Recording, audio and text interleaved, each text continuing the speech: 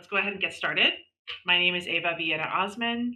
I am really excited to be bringing you this webinar today with Dr. Shane Saeed. Now I'd love to talk to you a little bit before we get started about ListenWise. So ListenWise is a literacy solution that teaches academic language and content together using real world media and also through standards aligned engaging lessons. We have built-in scaffolding, assessment, and other kinds of supports to help students at every level of English language proficiency. But even more exciting, for back to school 2026, 2027, we are going to be launching our next generation of ListenWise. It may even include a new name, just as a heads up. And it's going to be a reimagining of our platform as a true four-skill literacy engine. And we're excited to add thousands of videos to our library of podcasts. So if you're really into the multimodalness of it all, you're going to love that.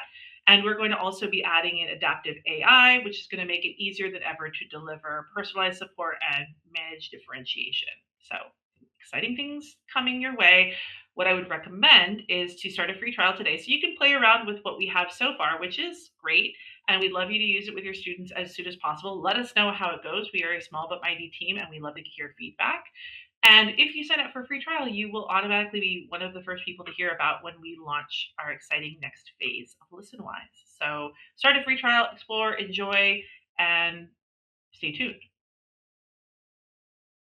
Okay, and I'm excited to introduce our speaker. Actually, she's going to introduce herself, but this is Dr. Shane Saeed, and she is going to be leading the webinar, which has got very exciting content about making content stick and cultivating self-driven learners with science of learning practices. So like I said, I'm going to hand it over to her, and then I'm going to come back at the end to help with Q&A. So remember, if you have any questions, drop them in the questions area, and we will catch up with you later. Enjoy. Take it away, Dr. Shane. Awesome. Thanks, Ava. And as Ava said, I'm just going to quickly introduce myself. My name is Dr. Shane Saeed. I am the ELA Elementary Curriculum Coordinator in St. Vrain Valley Schools in Longmont, Colorado. I speak nationally about my book, Beat the Flame, Science of Reading, and my favorite thing, Science of Learning. And that's what we're going to be digging into today. If you are interested in learning more, keeping up with some of the people that I rely on research-wise the most. I also co-host a podcast called Brainwaves, and I've been doing this work in the science of learning realm for about 7 years. I've been facilitating a collaborative in our district, which has reached over 300 PK-12 educators. And so this is content that is content agnostic. It is for everyone, and it's just about understanding how our brains work, how we learn, so that we can better rise to the occasion of how we educate.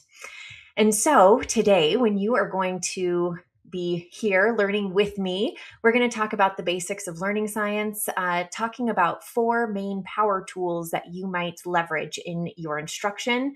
Where in your lesson do you use these science of learning practices and these power tools?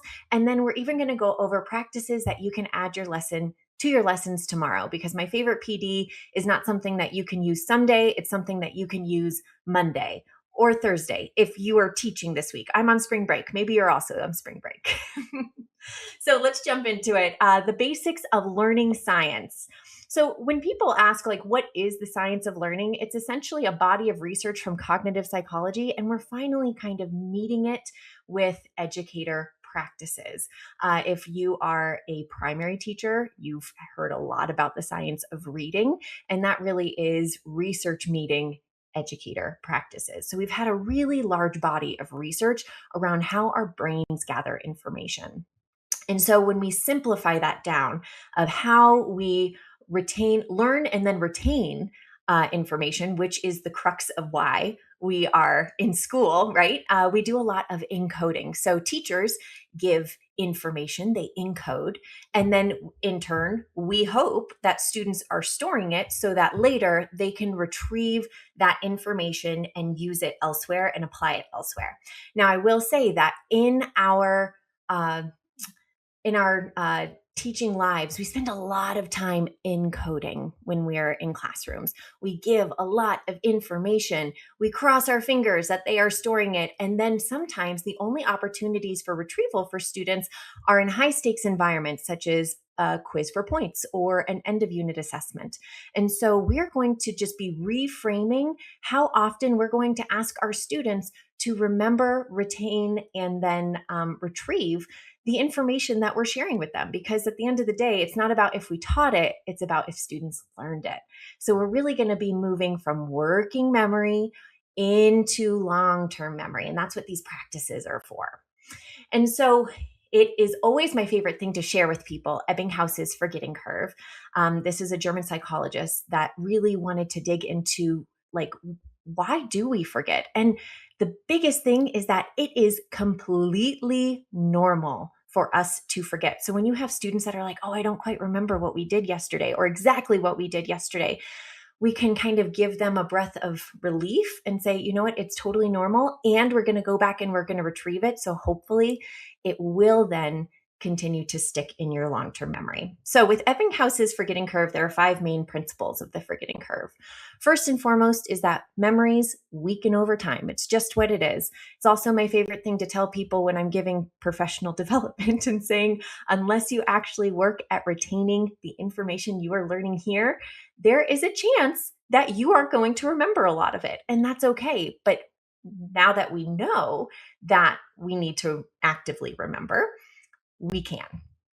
The next one is that the biggest drop in retention happens very soon after learning. And before I end up covering up Ebbinghaus's forgetting curve, if we see on day 0 where we're immediately learning something, it is 100% retained and remembered.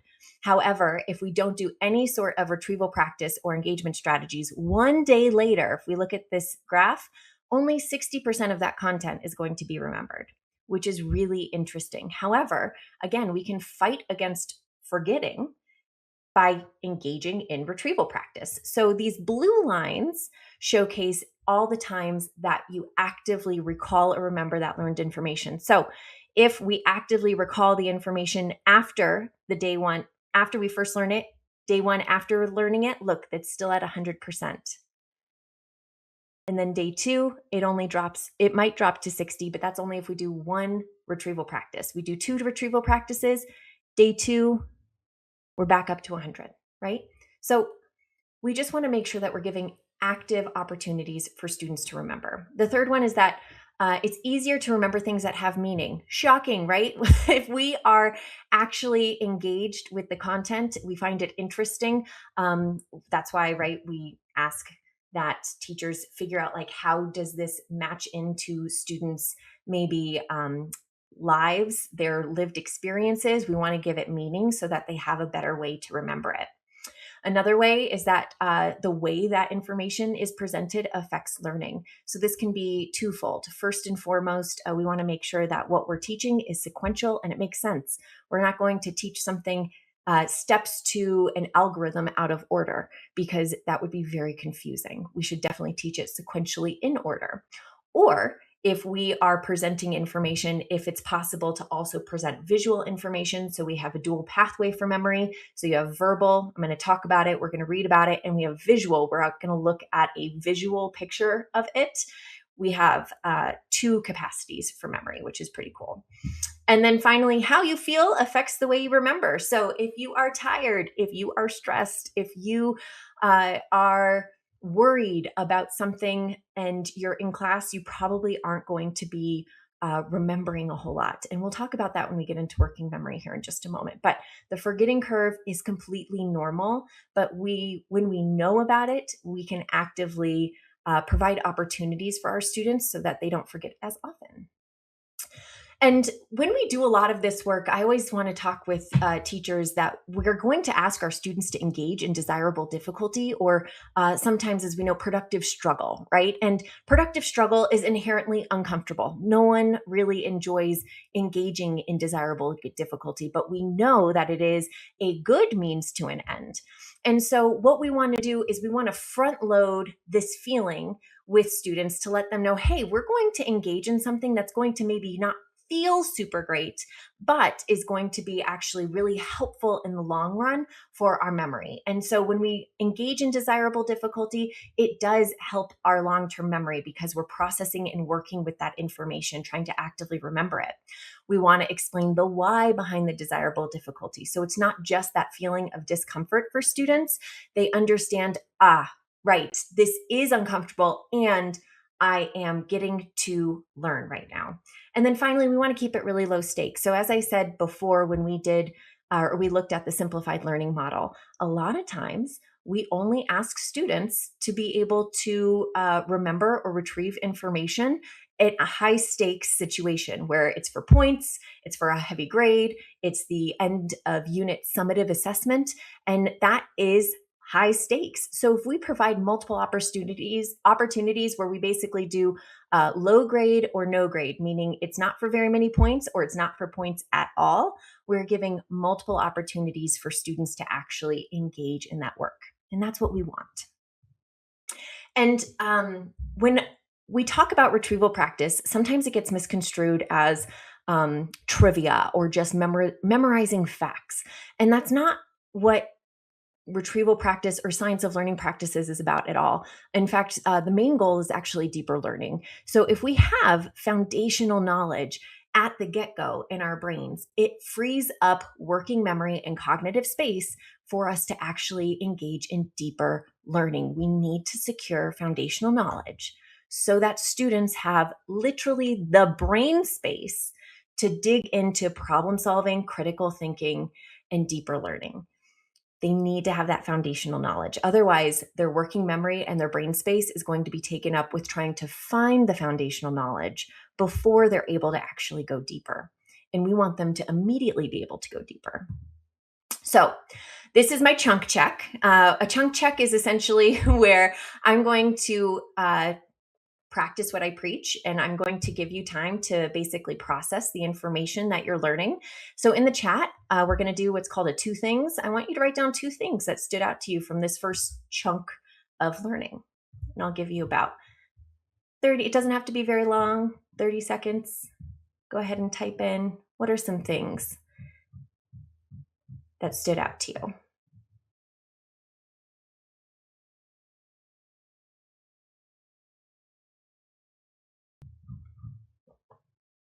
Yeah, how much we forget. Forgetting is normal. Good. If I can have you walk away with one thing, forgetting is normal, and we're going to actively retrieve things to help us forget less.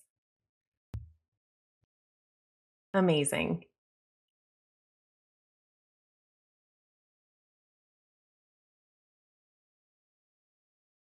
Thank you so much for engaging in this. I really appreciate it. All right. So, for some of you that are really interested in the forgetting curve, we're going to talk about the different types of memory here. And I think it's going to really maybe scratch an itch of something that you're curious about. So, let's keep rolling. With students, I would usually do that much longer, but we are on a bit of a time schedule. So, I wanted to introduce the 4 main power tools. These are discussed heavily in Dr. Pooja Agarwal and Patrice Bain's book, Powerful Teaching. And I think that they are 4 fantastic power tools for science of learning within lessons. So the first one, pretty simple, is retrieving. You can even pair it with a hand gesture, just like I'm doing, where you're pulling something out of your brain. It is literally the practice of remembering information, that active recall.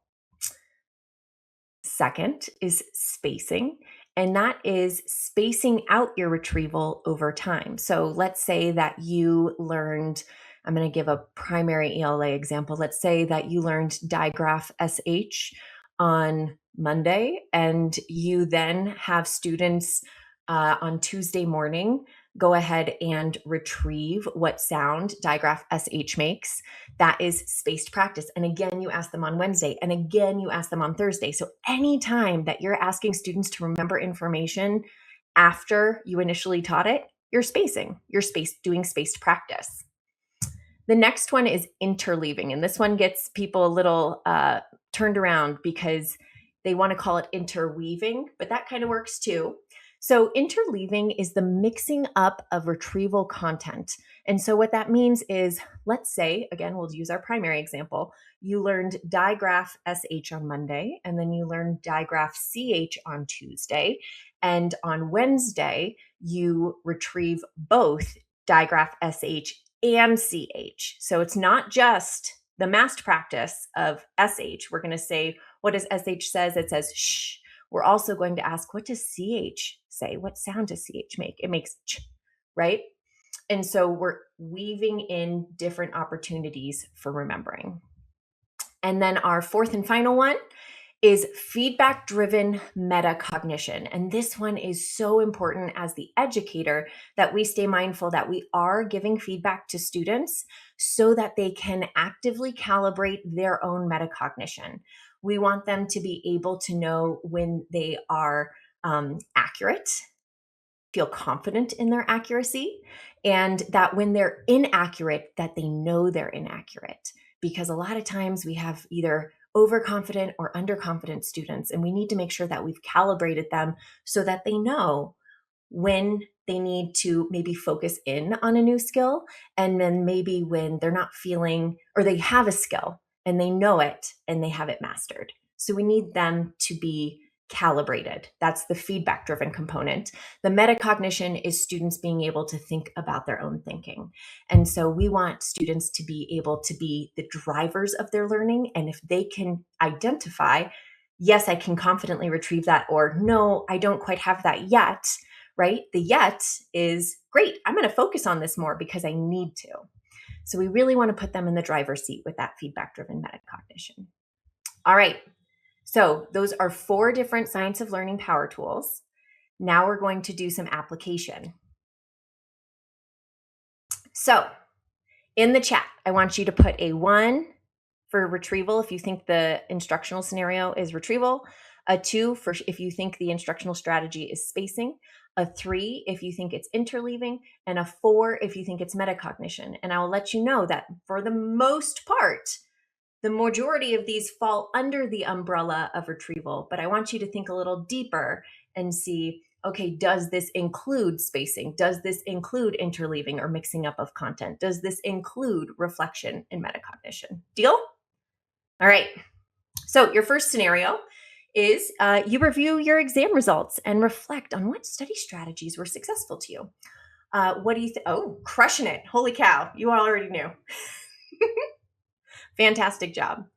Yes, 4, it's metacognition, right? We're reflecting on what study strategies were successful. Fantastic. All right, scenario number 2. When a teacher assigns homework from a previous unit instead of a current unit. So, and this one is where we get a little bit of a mix. So remember, everything falls under the umbrella of spacing, but I'm going to ask you specifically content from unit 2, maybe in unit 4. And so this one is 2, it's spacing because we're remembering content in a spaced fashion. Although I will give it to some of you that are like, well, you're retrieving, yes. And it's technically mixed up because it's during another unit, yes. But the main skill that we're trying to get at it is spacing. All right, scenario number 3. Before beginning today's lesson, brain dump everything that can be recalled from last week's material. Nicely done. You all noticed? Yep. A 1, because we are going to be actively recalling. Very good. All right. Last one. The mixing up the practice of addition and subtraction concepts instead of practicing them in isolation. Yes. Nicely done. You all saw that it is interleaving because we're going to mix up or weave in different retrieval. Well done. Thank you all. All right. We'll keep rolling into understanding memory. So that was kind of our chunk check for the 4 power tools. And now that we move into understanding memory, I could give you the really big neuroscientist definition of how memories are formed, but I kind of want to give you a few concrete examples. So let's say you first learn something. We're over here, right? You learn something. The learning's disorganized. It's really similar to If you have a Google account and you open a document and you kind of write down some notes on something new, but you're not quite sure where to file that document, so you just kind of leave it in your Google Drive. It's just kind of open there. It's there. It's there. You've learned it. And if you needed to search it back up by some keywords, you possibly could, but you didn't quite know where to file it yet. Over time, once we do more learning about that content, what our hippocampus does is it actually rearranges those memories into something more simple, And so our concrete example might be, all right, so you have a better idea of where this information fits in your Google Drive.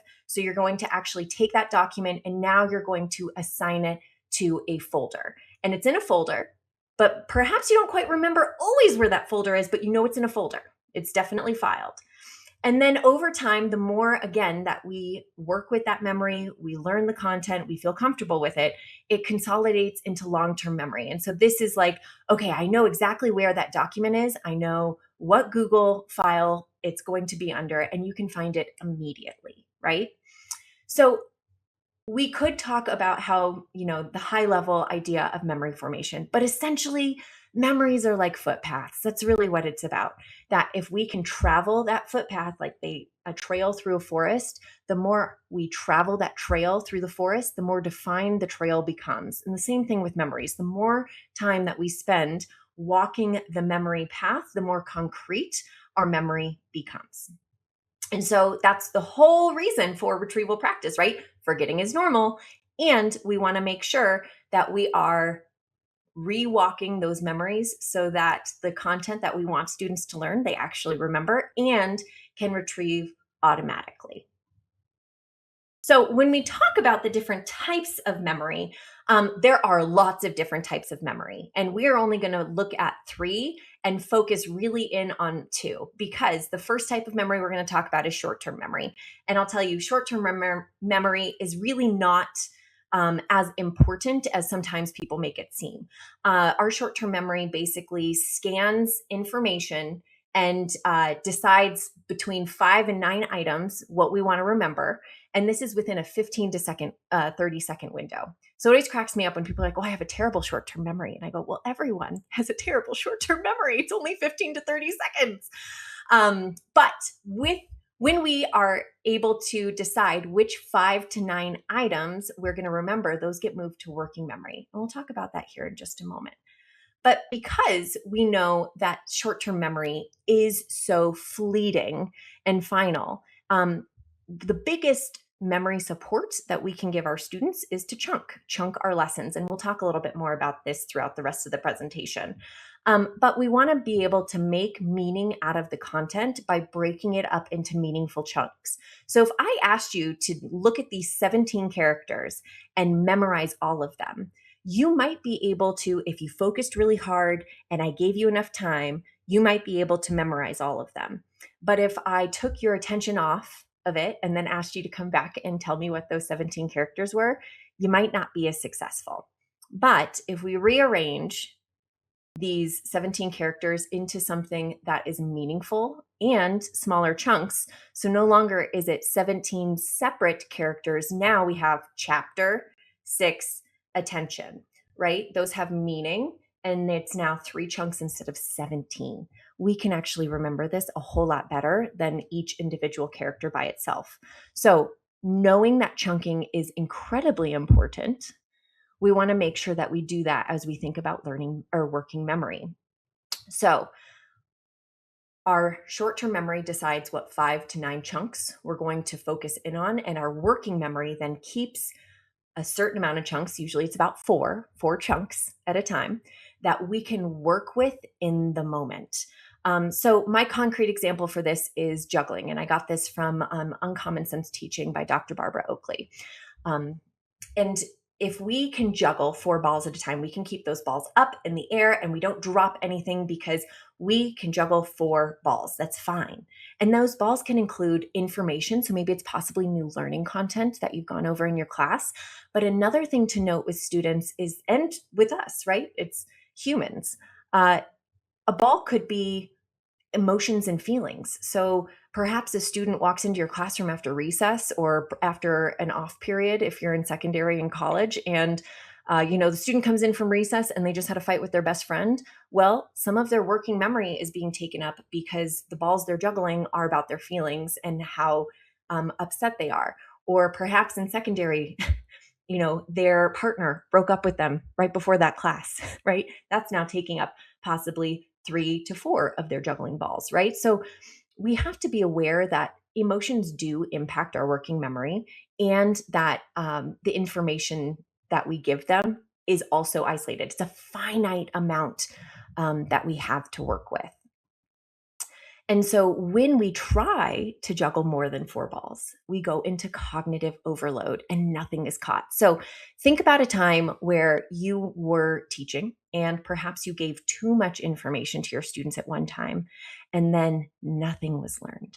And I'll be vulnerable and tell you, when I was teaching 4th grade one year, we were in our multi-digit multiplication unit. And in 1 week, I was supposed to teach the area model, partial products, and the standard algorithm. So 3 different strategies to be able to learn how to multiply multi-digit numbers. And on day 1, we had a fire drill. And so that got in the way of our math block. And on day 2, we had an assembly during our math block. And so on day 3, I thought, you know what? I'm just going to teach them all 3 strategies today, and then we'll get them done and we're back on pace. And then none of my students remembered any of the strategies because I overloaded them. So it's really important that we are making sure that we are chunking our content and not giving too much at one time, because we might think that we're being efficient, but we're actually being less effective.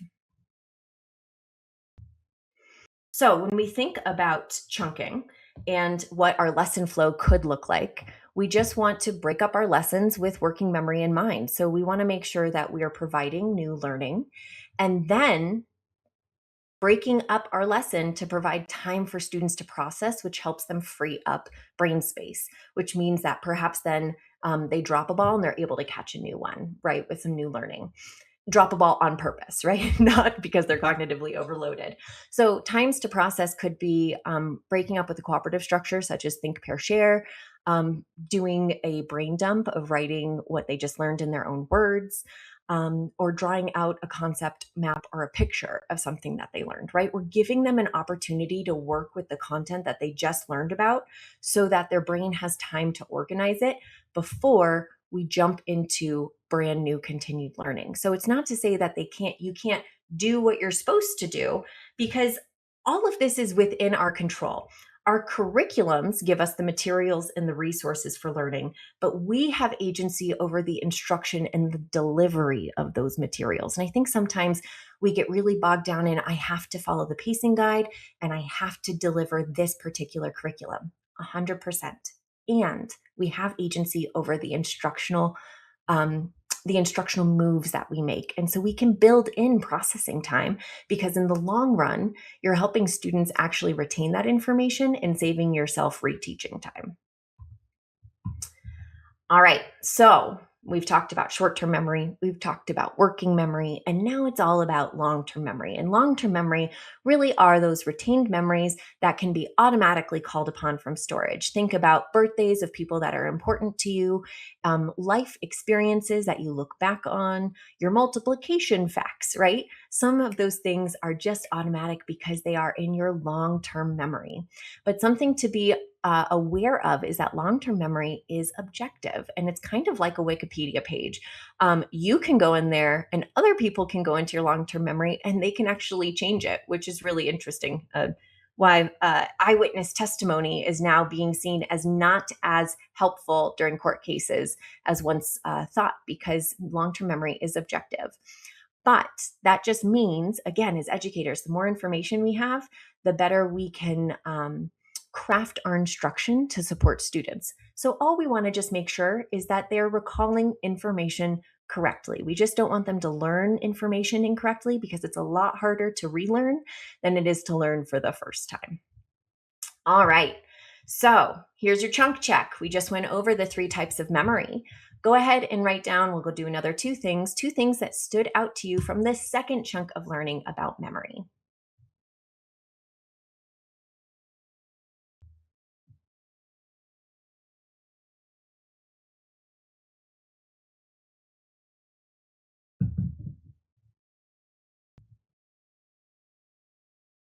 Oh, I'm glad you like the Google Drive analogy.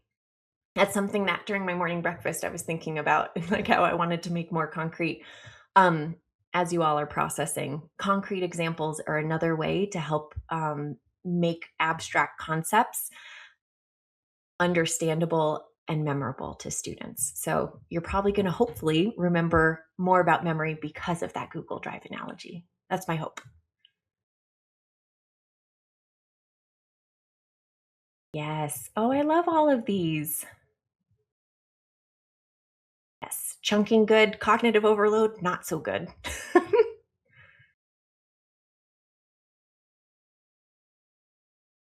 Well done, everyone. Thank you so much for engaging in this. Holy cow. So, hopefully, just like I did with that first chunk check, you got a little bit interested, right? In, okay, so now that we know about forgetting, how do we work against that with memory? So, now that you understand memory, you're talking about, okay, we don't want to cognitively overload students, we need to chunk it. This next bit is all about how we go ahead and do that. What does that look like in our lessons? So let's jump in. So, this is about lesson planning with the science of learning in mind. So, working with the brain rather than against it, I would say.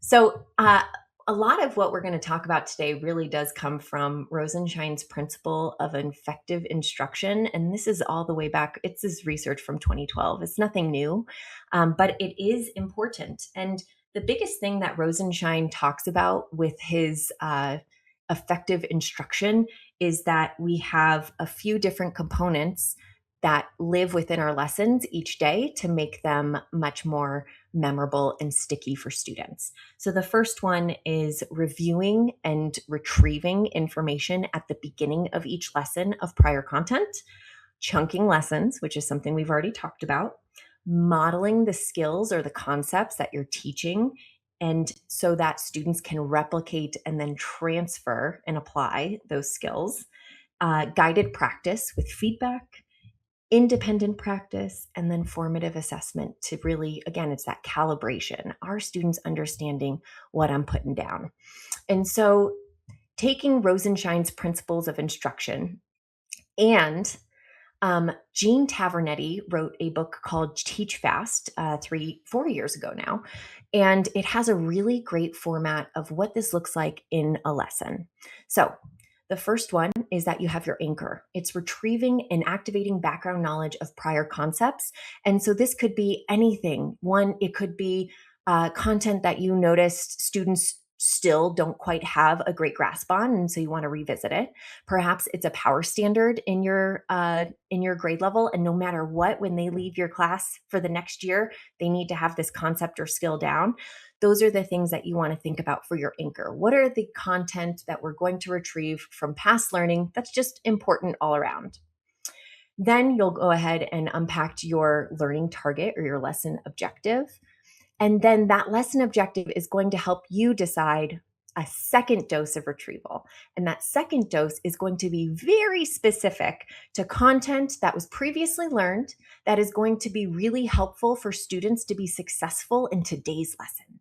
So, for example, if we are analyzing figurative language in either secondary ELA or upper elementary, right? If we are analyzing figurative language, maybe one of the things that I want to retrieve specifically for this particular lesson is what are the different types of figurative language that we need to be mindful of. So perhaps we're working with, I don't know, let's say it's tall tales. I'm probably going to want to retrieve similes, metaphors, and hyperbole, just so it's at top of mind when we get into our lesson. And so once we've done our retrieval of what's going to be helpful for this lesson, we explain key ideas, which is the new learning for the day. So this is where you're going to think about, where am I going to chunk my lesson to make sure I have checks for understanding? And checks for understanding, I highly recommend using cooperative structures in these moments, because it is really easy to get into, I would say, the repetition of just calling on one student. But when we call on just one student, we are only checking their understanding. And there might be 29 other students in that classroom. And so when we do cooperative structures, if you pose a question based on what you are teaching, right? And students are talking and you're walking around and you're listening into those conversations, that is a check for understanding. And in that moment, you might hear uh, 5 groups misunderstand a concept. And rather than correct it 5 times, you're going to pull everyone back together and you're going to correct it as a whole group. Or perhaps everyone's on the right track except for one group and you just have to correct that one group. But then that is an immediate feedback right there, right? But again, we're trying to build in multiple feedback loops throughout our lesson. So again, we're working better and not harder. Then we move into the modeling strategies. So perhaps we talk about here's why, how, and why we analyze texts for their figurative language. And now let's go ahead and look at this excerpt in this text. And I'm going to model for you how I analyze it so that you can now go ahead and do some guided practice or independent practice. And this is kind of the professional decision maker. You, as the professional in the room, you're going to go, okay, from the conversations I was listening to, we probably need to stay in guided practice so I can give immediate corrective feedback as needed. Or, hey, everyone is pretty on point here. They are picking up what I'm putting down. And so we're going to move into independent practice because my checks for understanding showcase they're ready, right? But that check for understanding really helps you decide if you're going to move into guided practice or independent practice immediately, right? Then you always want to wrap up and add closure to your lessons. And what this sounds like is telling them what you wanted them to learn. Because I can tell you how many times perhaps you told a funny story as an anchor to your lesson, and then the thing that the students felt like they learned was that story. That's not what we wanted them to learn. We wanted them to learn how to analyze figurative language, right? So you want to tell them this is what you learned. We talked about analyzing figurative language in text. And this is why it's important, because the author isn't always going to exactly tell us, right, what they're trying to say. They're going to use figurative language to make us, our brains get there in time with inferring. And then you're going to want to maybe provide an exit ticket. And this can be done in multiple ways. Perhaps it's part of your independent practice and you're going to look at a couple of pieces that students provide during their independent practice. Or maybe it is an exit ticket all on its own and students are reflecting on what they learned for that day. This exit ticket can be a lot of different things. And we'll talk about that here in this next portion. But hopefully the suggested timeframes per lesson is going to help be able to concretely showcase what this looks like during a lesson. And so before we move into the hard and true practices that you can 100% use, we're going to make sure that we do 2 things when we're planning these lessons with the science and learning in mind. And we're going to make them intentional and we're going to make them transparent, which means that you're probably already doing a lot of these practices on your own.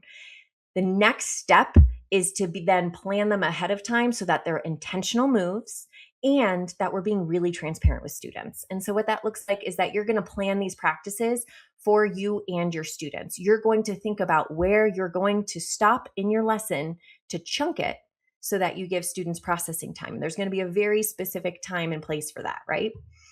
Then you're also going to name the practices that you're using with students when you use them. So you might say, we're going to stop. All right, I want everyone to go ahead and retrieve everything that we learned in that first chunk of learning. Go ahead and retrieve it, right? Use the words so that they know what they're doing and why it's important.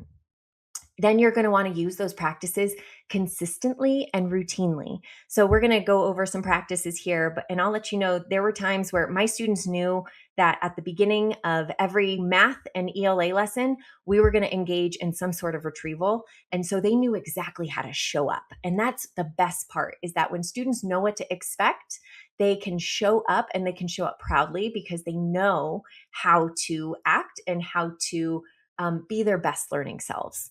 And then finally, we're going to provide again that feedback to reframe learning. So again, this is never a case of we're trying to just get an A and move on. It's all about learning.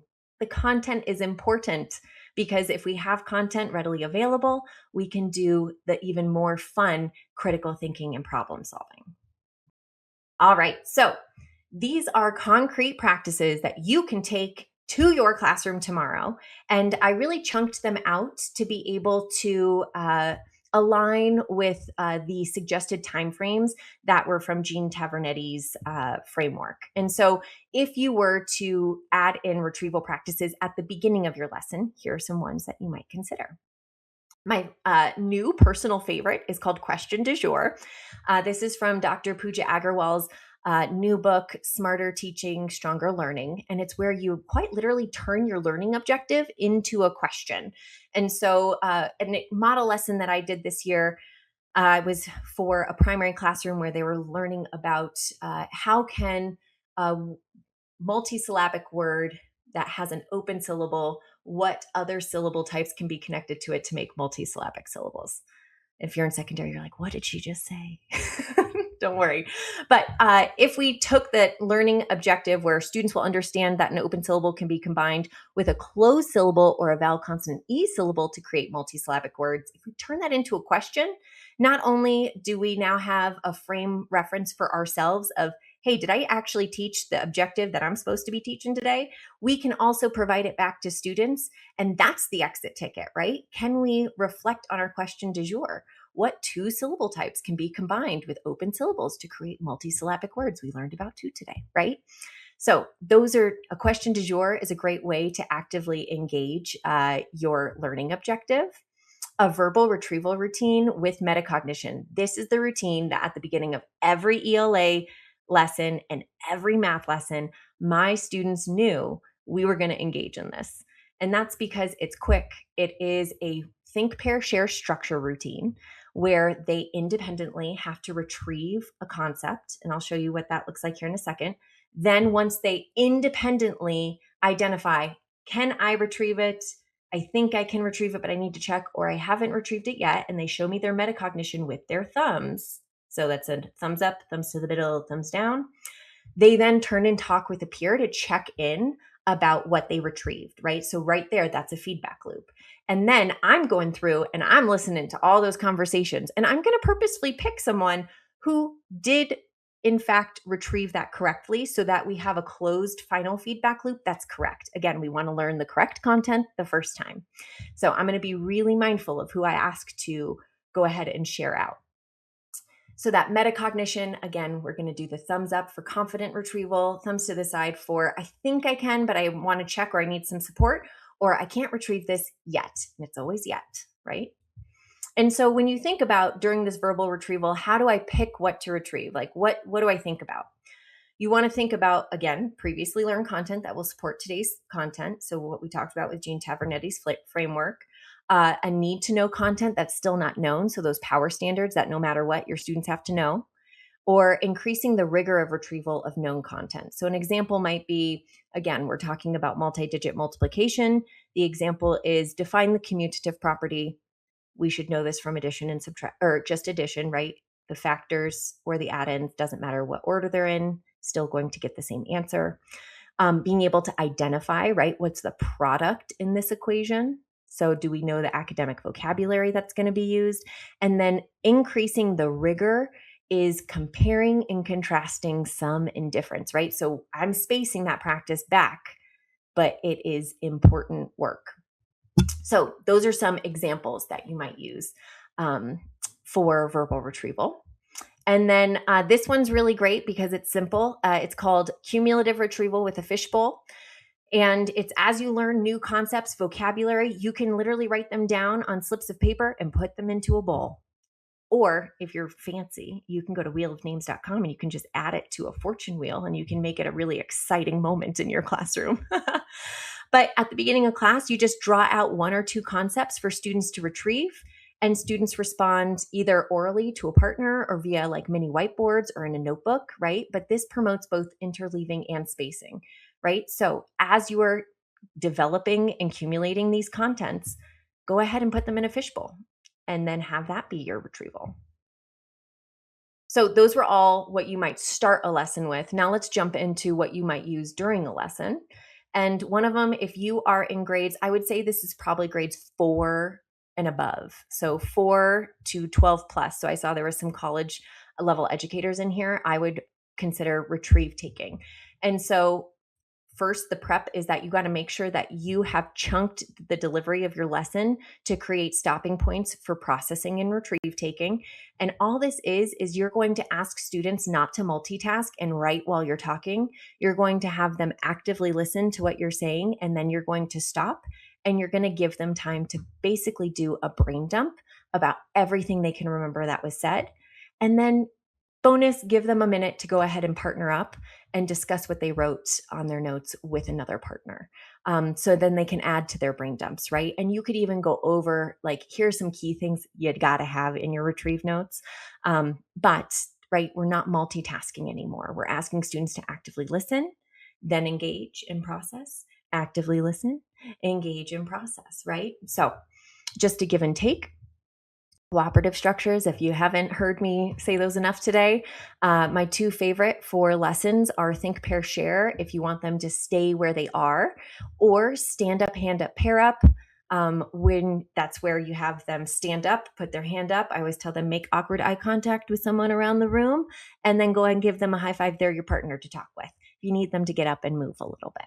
These are my two favorite ones. Again, cooperative structures allow you to assess understanding at a larger level and across the entire class rather than just calling on one student. And then finally, this is one of my favorite protocols to use because it is so simple. It's called the 4 Steps of Metacognition, again, from Dr. Agarwal and Patrice Bain. And if you teach your students this routine, you basically just ask them to engage in the routine before they do any sort of practice. So this would be during your lesson where students are in guided practice or an independent practice.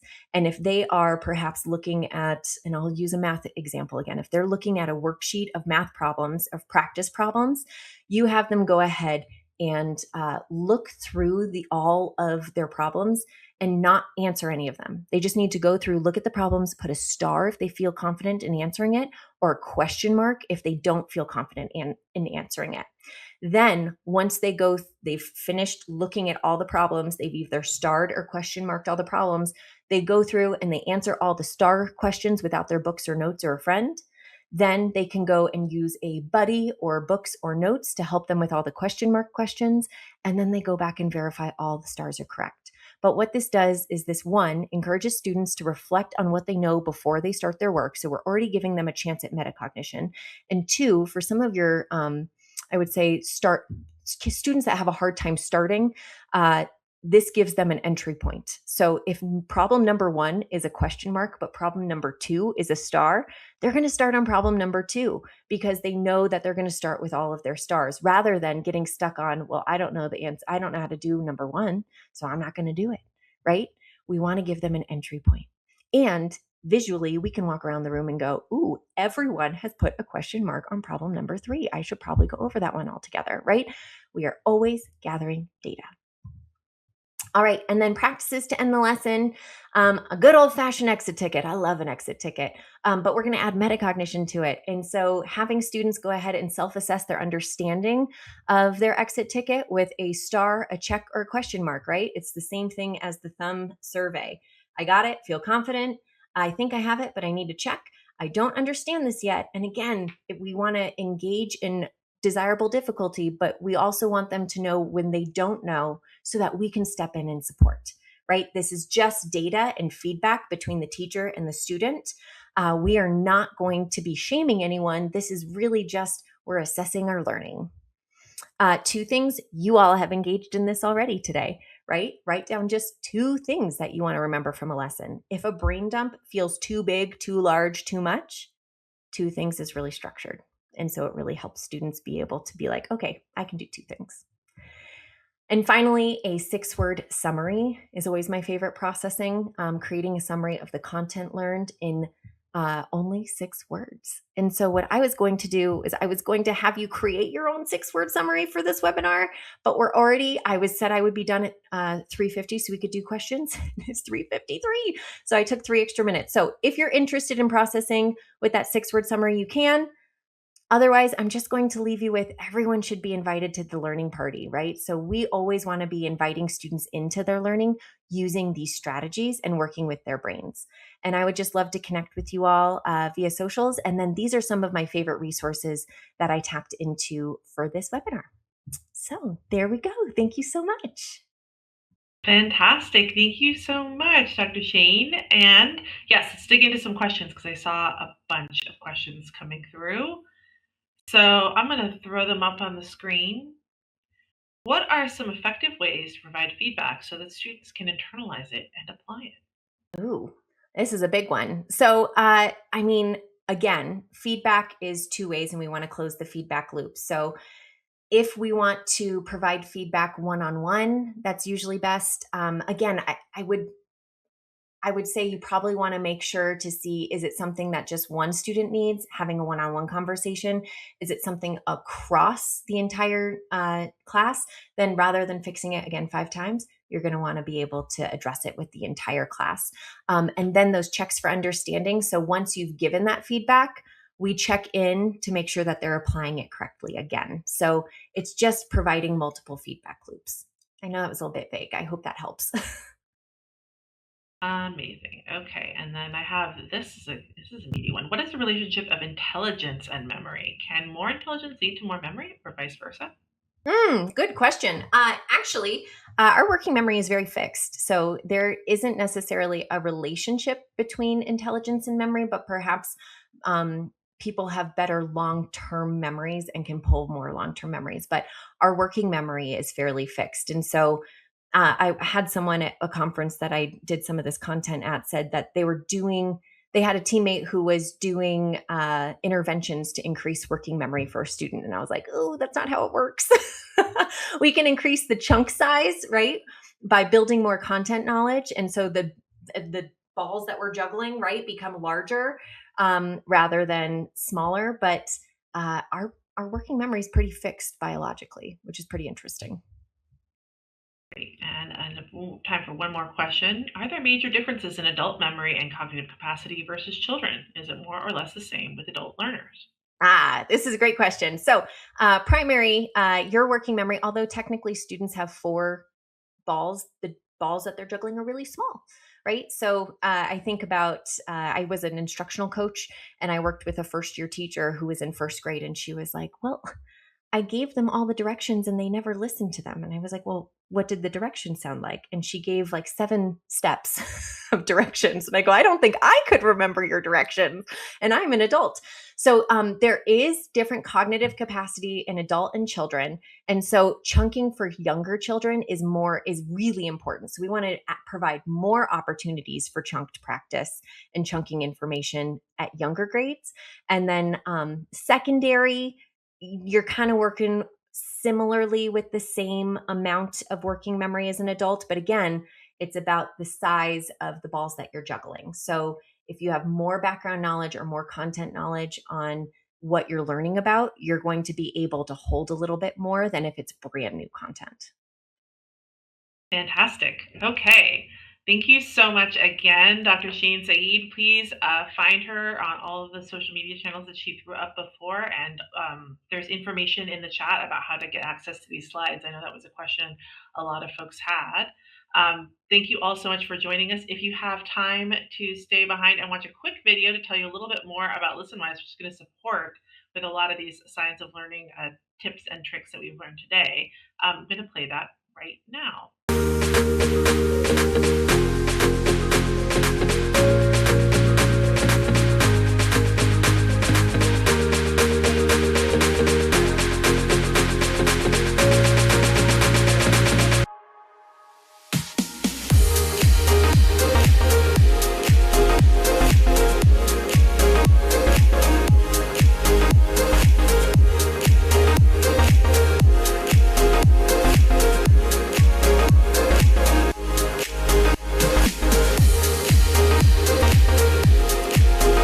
Okay.